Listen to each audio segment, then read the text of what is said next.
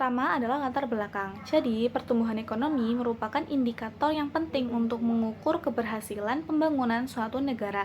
Nah, salah satu faktor yang sangat mempengaruhi pertumbuhan ekonomi adalah daya beli masyarakat. Jadi, ketika daya beli masyarakatnya itu tinggi, maka itu akan otomatis meningkatkan konsumsi rumah tangga dan juga pendapatan nasional. Tapi dalam beberapa tahun terakhir, daya beli masyarakat justru menurun. Hal ini terjadi karena adanya inflasi, kenaikan harga kebutuhan pokok, dan juga ketidakpastian ekonomi global. Nah, jadi kondisi-kondisi tersebut sangat berpotensi menghambat pertumbuhan ekonomi di Indonesia. Baik, selanjutnya perkembangan pertumbuhan ekonomi Indonesia saat ini. Pertumbuhan ekonomi merupakan peningkatan kapasitas produksi suatu negara yang diukur melalui kenaikan produk domestik bruto atau PDB. Setelah mengalami kontraksi sebesar 2,7% pada tahun 2020 akibat pandemi COVID-19, ekonomi Indonesia berhasil pulih dengan pertumbuhan 3,69% pada tahun 2021, 5,31% pada tahun 2022, 5,5% pada tahun 2023, dan 5,3% pada tahun 2024. Pada tahun 2025, ekonomi Indonesia tumbuh sebesar 5,11%, lebih tinggi dibandingkan tahun sebelumnya. Pertumbuhan tersebut didorong oleh peningkatan ekspor barang dan jasa sebesar 7,3%, serta pertumbuhan sektor jasa lainnya sebesar 9,93%. Nilai PDB Indonesia mencapai 23.821,1 triliun dengan PDB per kapita sebesar 83,7 juta secara keseluruhan. Perekonomian Indonesia menunjukkan tren pertumbuhan positif, namun keberlanjutan pertumbuhan ekonomi tetap tergantung pada kuatnya konsumsi rumah tangga dan daya beli masyarakat sebagai kontribusi utama terhadap PDB nasional. Seperti yang ada di tabel ini, yaitu ringkasan dari perkembangan pertumbuhan ekonomi Indonesia dari tahun 2020 sampai 2025. Peran konsumsi rumah tangga dalam pertumbuhan ekonomi. Konsumsi rumah tangga merupakan pengeluaran masyarakat untuk memenuhi berbagai kebutuhan sehari-hari, seperti makanan, pakaian, transportasi, pendidikan, dan kesehatan. Dalam perekonomian Indonesia, konsumsi rumah tangga menjadi komponen terbesar dalam PDB, sehingga memiliki peran penting dalam mendorong pertumbuhan ekonomi. Peningkatan konsumsi masyarakat akan meningkat permintaan barang dan jasa, yang kemudian mendorong perusahaan untuk meningkatkan produksi, memperluas usaha, dan menyerap lebih banyak tenaga kerja. Selain itu, konsumsi juga berkontribusi terhadap penerimaan pajak negara yang dapat digunakan untuk pembangunan. Menurut BPS, pada triwulan 2 tahun 2025, konsumsi rumah tangga memberikan kontribusi sebesar 54% terhadap PDB Indonesia dan tumbuh 4% year on year. Hal ini menunjukkan bahwa konsumsi rumah tangga masih menjadi salah satu faktor utama yang menopang pertumbuhan ekonomi nasional. Dampak penurunan daya beli terhadap PDB. Daya beli masyarakat adalah kemampuan masyarakat untuk membeli barang dan jasa berdasarkan pendapatan yang dimiliki. Ketika daya beli menurun akibat kenaikan harga atau pendapatan yang tidak meningkat, masyarakat akan mengurangi konsumsi dan lebih fokus pada kebutuhan pokok. Penurunan daya beli berdampak pada berkurangnya konsumsi rumah tangga yang merupakan penyumbang terbesar PDB Indonesia. Akibatnya, aktivitas ekonomi melambat, omset pelaku usaha menurun, produksi berkurang, dan perusahaan dapat melakukan efisiensi hingga PHK. Jika kondisi ini berlangsung lama, pengangguran meningkat, daya beli semakin melemah, dan pertumbuhan ekonomi nasional dapat terhambat, bahkan beresiko mengalami resesi. Baik, selanjutnya adalah sektor ekonomi yang paling terdampak, di mana penurunan daya beli masyarakat itu tidak mempengaruhi semua sektor ekonomi secara sama. Ada memang beberapa sektor yang paling merasakan dampaknya karena sangat bergantung pada pengeluaran masyarakat. Ada beberapa sektor juga yang paling rentan terhadap perubahan daya beli. Contohnya itu yang pertama ada sektor perdagangan, hotel, dan restoran. Sektor ini itu menjadi salah satu yang paling terdampak karena ketika masyarakat mengurangi pengeluaran, biasanya yang pertama dikurangin adalah kebutuhan non-esensial. seperti makan di restoran, menginap di hotel, atau belanja yang memang barangnya itu nggak terlalu butuh gitu. Nah, contohnya nih, yang biasanya seseorang itu makan setiap minggu di restoran, mungkin lebih memilih memasak di rumah karena untuk menghemat pengeluaran seperti itu.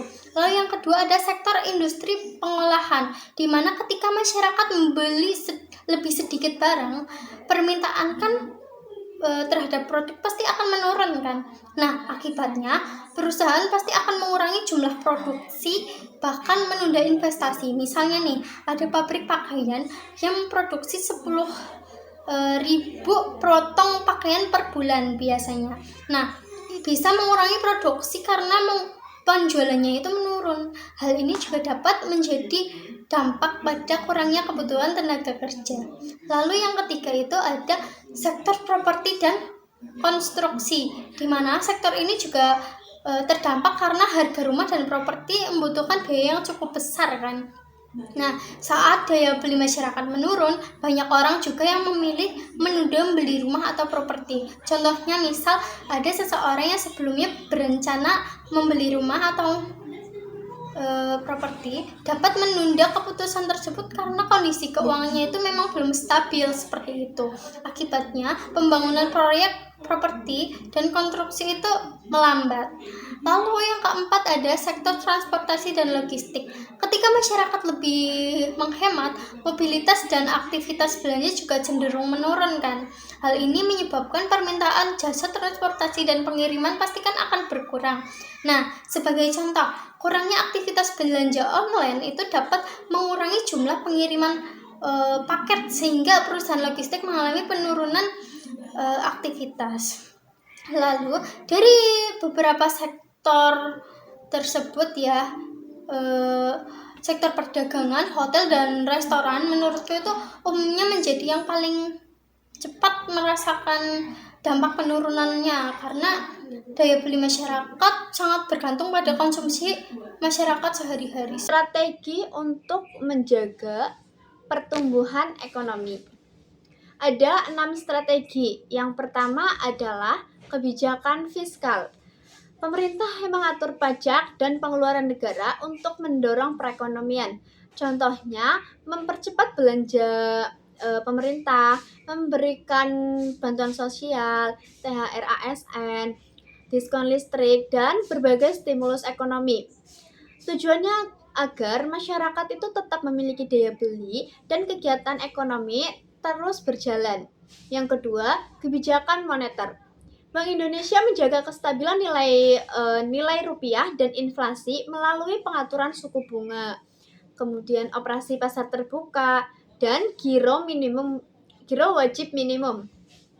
Kebijakan ini tuh bertujuan untuk menciptakan kondisi ekonomi yang stabil sehingga masyarakat dan pelaku usaha lebih percaya untuk berinvestasi dan bertransaksi. Yang ketiga, sinergi fiskal dan moneter. Pemerintah dan Bank Indonesia harus saling bekerja sama agar kebijakan yang dibuat itu saling mendukung. Dengan koordinasi yang baik, pertumbuhan ekonomi dapat terjaga dan kesejahteraan masyarakat meningkat secara berkelanjutan. Yang keempat, mendorong investasi dan hilirisasi.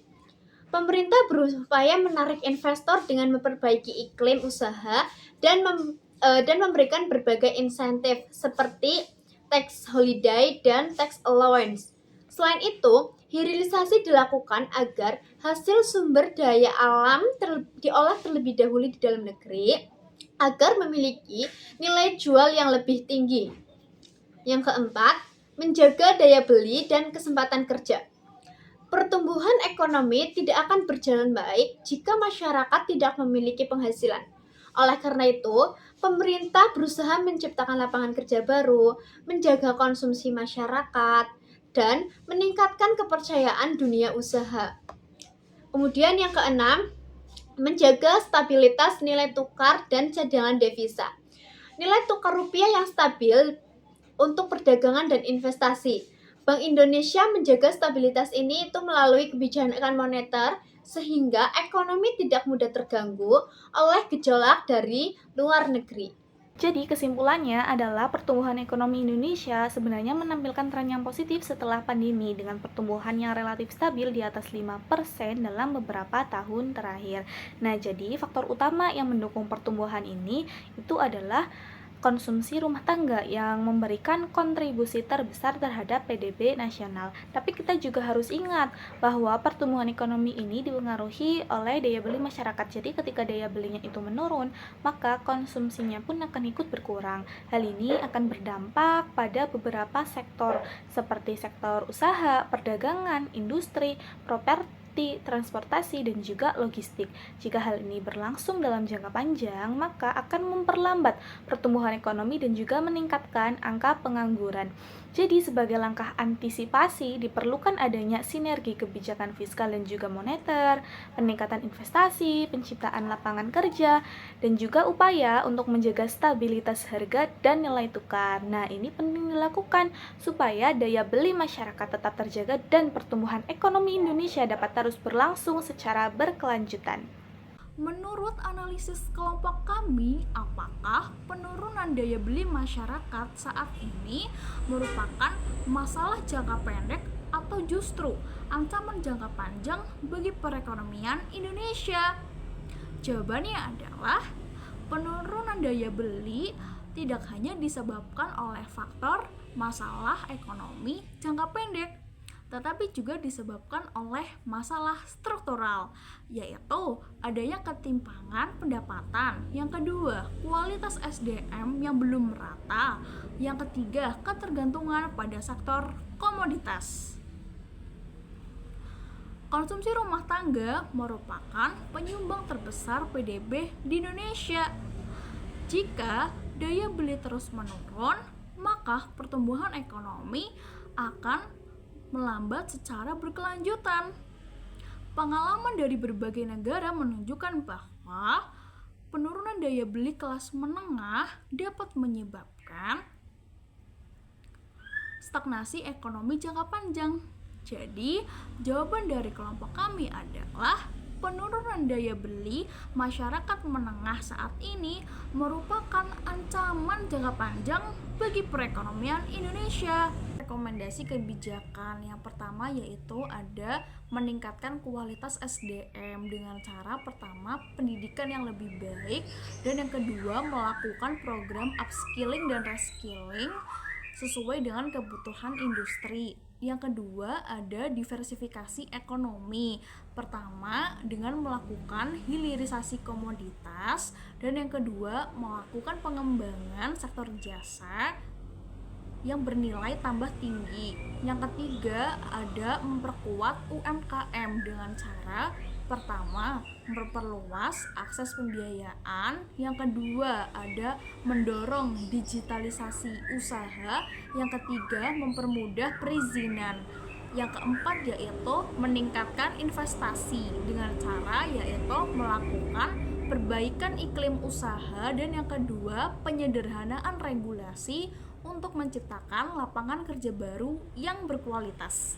Yang kelima ada menjaga stabilisasi harga, pertama dengan cara pengendalian inflasi, dan yang kedua melakukan stabilisasi harga pangan melalui koordinasi fiskal dan moneter.